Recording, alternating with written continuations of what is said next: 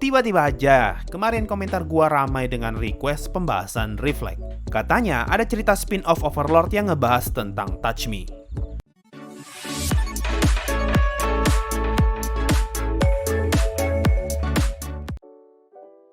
Halo para pendengar dimanapun kalian berada. Kali ini saya akan bahas tentang manga Reflect yang bercerita tentang POV Touch Me setelah terkirim ke New World. So, mari kita mulai. Pada tanggal 5 Agustus kemarin, ada email dari seseorang bernama Agung Pranomo dan memberitahu gua kalau ada komik baru tentang Touch Me berjudul Reflect. Nah, gua sempat kaget dan segera nyari tahu ini sebenarnya komik apa. Apakah beneran cerita official Overlord atau gimana? Hasil pencarianku pun berakhir dengan informasi kalau Reflect bukanlah cerita official, melainkan fankomik karya Horoka yang diposting pada tahun 2018 di situs Pixiv. Kalau mau baca, gua bakal kasih linknya di bawah. Pada saat itu, manga ini dirilis dalam satu chapter panjang dan hingga sekarang tidak ada lanjutan lagi. Jadi, kalau lu sekarang nemu manga Reflect dengan chapter 0, chapter 1, dan seterusnya, sebenarnya itu hanyalah potongan dari satu chapter yang panjang tadi. Secara singkat, manga Reflect bercerita tentang Touch Me yang terkirim ke New World pada masa berdirinya Sorcerer Kingdom. Di tengah perjalanannya, Touch Me bertemu dengan para korban kekejaman Ainz dan terjadi pertarungan antara Albedo melawan Touch Me. Cerita manga ini diakhiri dengan kemenangan Albedo dan sepertinya Touch Me pun terbunuh. Hal yang paling keren dari fankomik ini adalah cover manganya. Kita diperlihatkan ilustrasi Touch Me dengan art yang sangat cantik. Cuma sekali lagi, ini adalah cerita fankomik yang bukan official. Jadi jangan gunakan ini sebagai patokan dalam menilai cerita Overlord. Sekarang mari kita coba hubungkan Reflect dengan lore utama Overlord dan menilai seberapa akurat fankomik ini tanpa menjelekkan karya dari Horoka. Pertama, kita bisa lihat kalau Touch Me mampu melempar Sharp Nigurat hanya dengan satu tangan. Lu bayangkan, Sharp Nigurat yang sebesar itu dengan level 90 bisa dibanting bagaikan mainan hanya dengan satu tangan. Ini memperlihatkan kita seberapa besar kekuatan yang Touch Me miliki sebagai pemegang gelar World Champion. Kedua, Touch Me di sini tidak menggunakan equipment terbaiknya. Bisa kalian lihat kalau armor yang Touch Me pakai bukanlah compliance with law karena armor itu sekarang berada di dalam ruang harta Nazarik. Makanya, di komik ini Touch Me terlihat sangat kurus dengan armor yang sangat tipis. Bahkan helmnya pun berbeda, di mana helm utamanya memiliki corak, sedangkan helm yang dia pakai di sini terlihat polos. Nah, terakhir yang paling buat saya heran, kenapa Touch Me bisa kalah lawan Albedo? Asal kalian tahu, Touch Me di versi web novel bisa melawan semua Floor Guardian bersamaan dan dia masih bisa menang. Sekuat itulah Touch Me. Tapi memang, Mariyama mengatakan kalau Touch Me versi light novel akan lebih lemah daripada yang ada di web novel. Cuma walaupun diperlemah, Mariyama tetap mengatakan kalau Touch Me berada di peringkat ketiga sebagai penduduk Nazarik terkuat, di mana nomor 1 adalah penghuni lantai 8 dan nomor 2-nya adalah Rubedo. Lalu kita balik lagi ke pertanyaan tadi. Mari kita coba berasumsi dengan hasil akhir Touch Me pasti kalah melawan Albedo. Menurut saya, alasan kekalahan Touch Me karena dia bertarung melawan Albedo yang adalah NPC level 100 sambil membawa world class item Ginun Gagap dalam bentuk kapak.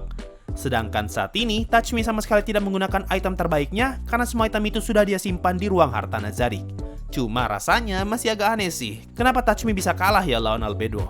Nah, mumpung kita bahas fankomik, mending sekalian aja gua kasih rekomendasi beberapa fankomik bagus menurut gua. Pertama, top list fankomik rekomendasi gua adalah Overlord a la carte.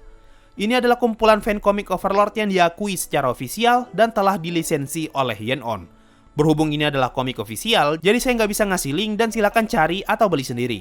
Semua cerita yang ada di dalam manga ini adalah non-canon dan digambar oleh berbagai macam artis. Jadi jangan heran kenapa di setiap chapternya pasti memiliki art yang berbeda-beda.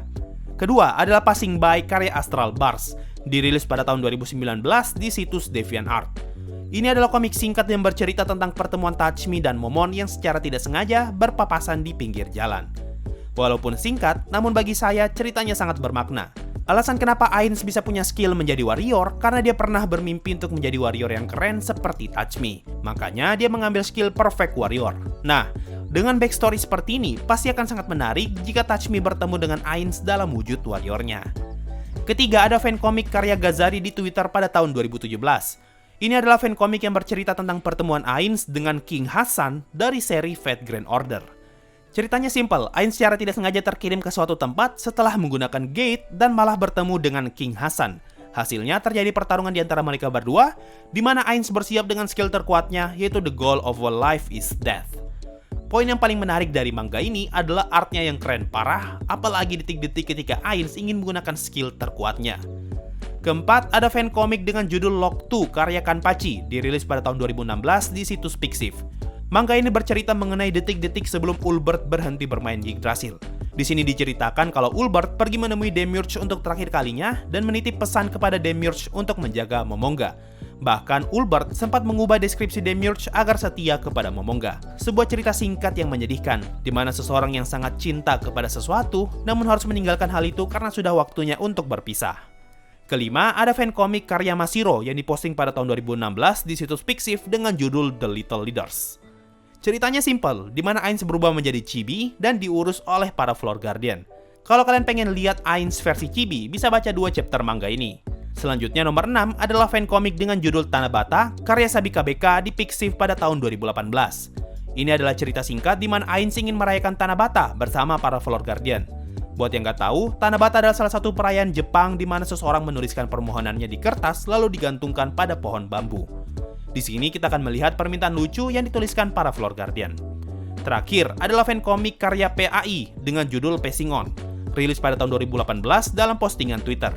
Manga ini memiliki 2 part, yang mana di part 1 bercerita tentang Ulbert yang sekarat dan meminta Touchme untuk membunuhnya. Di sini kita akan melihat ekspresi Touchme yang tidak tega membunuh Ulbert, padahal semua ini hanyalah prank untuk melihat ekspresi Touchme. Nah, di part 2 adalah kebalikannya, di mana Touchme sekarat dan malah Ulbert yang sedih karena bukan dialah orang yang mengalahkan Touchme hingga dalam kondisi seperti itu. So, itu tadi adalah beberapa fancomic yang menurut gua menarik. Semoga dengan adanya video ini, kalian tidak gampang terkena informasi palsu jika saja ada fancomic yang tiba-tiba muncul dan kalian malah beranggapan kalau komik itu sebagai cerita canon. Oh ya, untuk urutan nomor 2-7 bukan berdasarkan mana yang terbaik dan terjelek, cuma sekedar list random aja. Semua link fancomic yang saya sebutkan ada di deskripsi video. Link yang saya kasih adalah file originalnya yang berupa bahasa Jepang. Jadi, kalau lo pengen nyari versi translate-nya, silakan dicari sendiri karena semua manga itu sudah ada versi Inggrisnya kecuali Reflect yang baru sedikit ditranslate. Terakhir, sebagai tambahan, kalau kalian pernah baca cerita crossover Overlord dan Yojo Senki, itu bukanlah cerita ofisial dan hanya sekedar fanfiction dari kelompok bernama Western Likes. Kalau kalian pengen baca, gua bakal kasih link di bawah. Makasih semua yang sudah mendengarkan sampai di titik ini, sampai jumpa di video berikutnya, dan bye-bye. Yo, waktunya Saweria, ada dari Just Is Ainsburn. Lama gak nyawer karena ngejar Hearthstone of Thunder Mei Senpai. Semangat terus Gan. Ini orang udah sultan, main Honkai Impact pula. Udah habis berapa duit tuh? Thanks bro. Ada dari pecinta yaoi. Hey, nama Anda tolong dikondisikan. Bang, bahas Yojo Senki lagi. Gua suka pembahasan lo. Semoga sehat selalu bang. Sabar, gua rilis video made in habis dulu karena udah sebulan skripnya ini belum jadi-jadi. Ada dari UVWWWW. Bang, jago. Iri bilang bos. Iri bilang bos. Iri bilang bos. Gimana sih nadanya? Iri bilang bos. Iri bilang bos. Iri. Ada dari Sasuga Ainz, teruskan legenda kuna. Sayangnya, saya bukan anakmu. Ada dari Dear, lanjut bang. Makasih bro, selalu setia donasi. Dan terakhir dari Amia is Donkey. Bang, kenapa Subaru bisa imun time stop Ainz di Isekai Quartet? Topik ini sudah pernah saya bahas panjang lebar. Lu tonton aja referensi Isekai Quartet Season 2. Linknya ada di pojok kanan atas. Makasih semua yang selalu setia donasi. Bye.